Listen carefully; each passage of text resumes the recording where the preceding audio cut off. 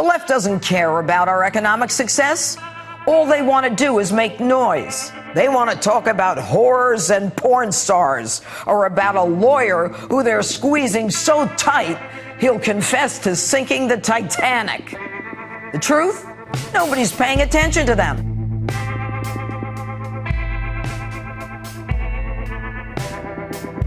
You know, Americans elected the outsider businessman president. Why? To borrow a phrase from the man himself, what do we have to lose? The economy was in the tank. Our kids were living in the basement because they couldn't find a job. Factories were closing down. Jobs in manufacturing were being shipped overseas. And in trade, China was sucking us dry. The Obama folks called it a healthy economy, but there was barely a pulse. 1% annual GDP growth was the new normal for these bozos. And President Obama even warned that Donald Trump's election would result in economic disaster for all Americans. Because some of those jobs of the past are just not going to come back. And when somebody says, like the person you just mentioned, who I'm not going to advertise for, that he's going to bring all these jobs back. Well, how exactly are you going to do that? What are you going to do? There's no answer to it. He just says, well, I'm going to negotiate a better deal. Well, how exactly are you going to negotiate that?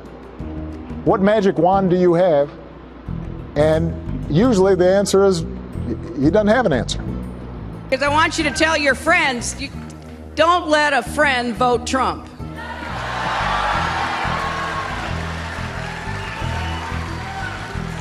So here's the deal. He can't escape the math. Now, you know, math can be kind of inconvenient if it doesn't add up the way you want it to. And economists, left, right, in the middle, all say the same thing. That Trump's policies would throw us into a recession, the last thing we need.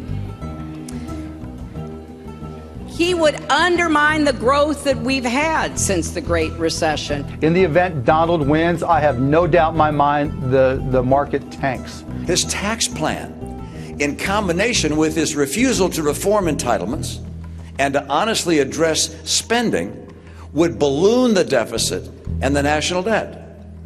So even though Donald Trump has offered very few specific economic plans, what little he has said is enough to know that he would be very bad for American workers and for American families. And then there was Paul Krugman, a Nobel Prize-winning economist, writing for the New York Times. Let me say that again. He's a Nobel Prize-winning economy, and here's what he said. The stock market will plummet and never recover from the election of Donald Trump. So we are very probably looking at a global recession with no end in sight. You know, some are so blinded by their hatred of Donald Trump that they forget decades of training in their own field.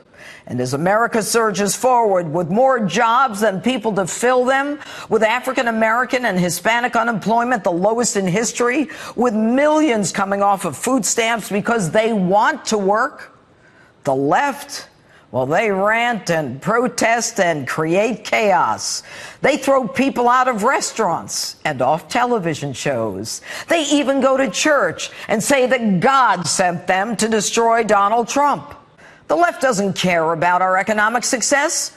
All they want to do is make noise. But it's nothing more than background noise, white noise. The truth? Nobody's paying attention to them. Donald Trump's numbers continue to increase. His popularity just keeps going up. And after he met with Putin and was accused of everything from collusion to treason, an offense, by the way, punishable by death, his numbers continue to go up. When are they going to realize that their yelling and screaming is nothing but a distraction? Nobody cares.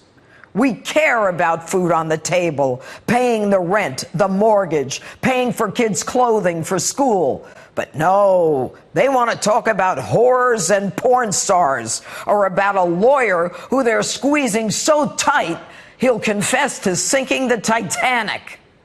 And yet, despite a media focused on a whack-a-mole Trump-Russia collusion nonsense and the haters continuing to hate, the outsider president has thundered forward with his America First agenda. And with a kryptonite-proof aura of invincibility, the 45th outsider president, often working without the support of his own party, has produced a GDP that no one thought possible, 4.1%, and we are on track to hit the highest average growth rate in over 13 years. What do you got to say to that, Barack, Hillary, and all you geniuses? We're flying, folks. This is the America Donald Trump had in mind when he asked us, what do you have to lose?